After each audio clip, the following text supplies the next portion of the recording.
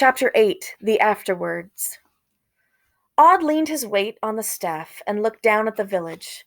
Then he began to walk the path that would take him home. He was still limping, a little. His left foot would never be as strong as his right, but it did not hurt, and he was grateful to Freya for that. As he headed down the path to the village, he heard a rushing noise. It was the sound of snow melting, of new water trying to find its way to lower ground.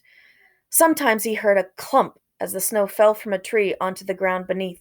Sometimes a deep thrum, thrum, thrum, followed by a harsh cracking sound, as the ice that had covered the edge of the bay through this endless winter began to cleave and break up.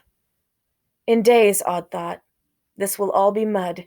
In a few weeks it will be a riot of greenery. Odd reached the village.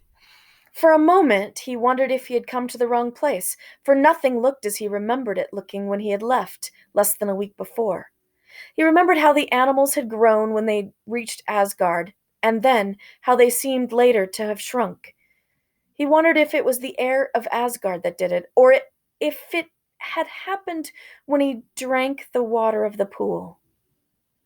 He reached Fat Alfred's door and he rapped upon it sharply with his staff. "Who is it?" called a voice. "It's me, Odd," he said. There was a noise inside the hut, an urgent whisper, then people talking in low voices. Odd could hear the loudest of the voices as it grumbled about good-for-nothings who stole a side of salmon, and how it was high time for someone to be taught a lesson he would never forget. He heard the sound of a door being unbarred. The door opened, and Fat Alfred looked out. He stared up at Odd, confused. I'm sorry," he said in a most unsorry tone of voice. "I thought my runaway stepson was here."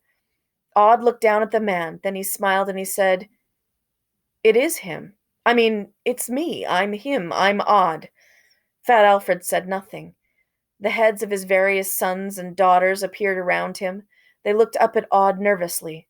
"Is my mother here?" asked Odd. Fat Alfred coughed. "You grew," he said, "if that is you." Odd just smiled. A smile so irritating that it had to be him.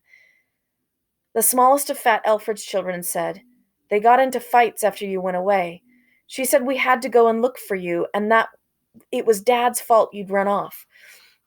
And he said it wasn't, and he couldn't, and he wouldn't, and good riddance to bad rubbish, and she said right then, and she went back to your father's old house on the other side of town." Odd winked down at the boy, as Thor had once winked at him, and turned around and, leaning on his carved staff, limped through the village, which already seemed much too small for him.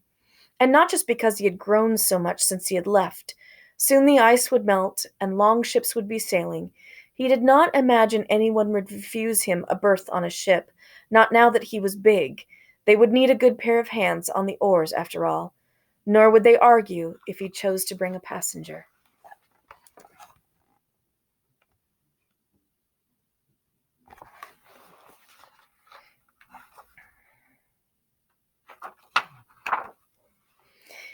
He reached down and knocked on the door of the house in which he had been born.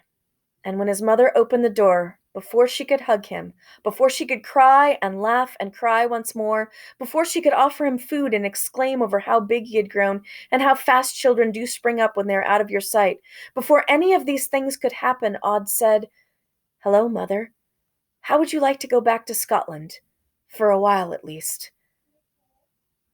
"That would be a fine thing," she said. And Odd smiled and ducked his head to get through the door and went inside.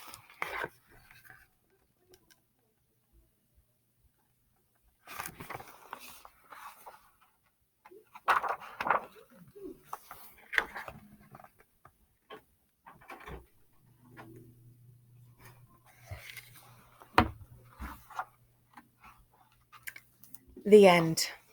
Odd and the Frost Giants. I hope you enjoyed it.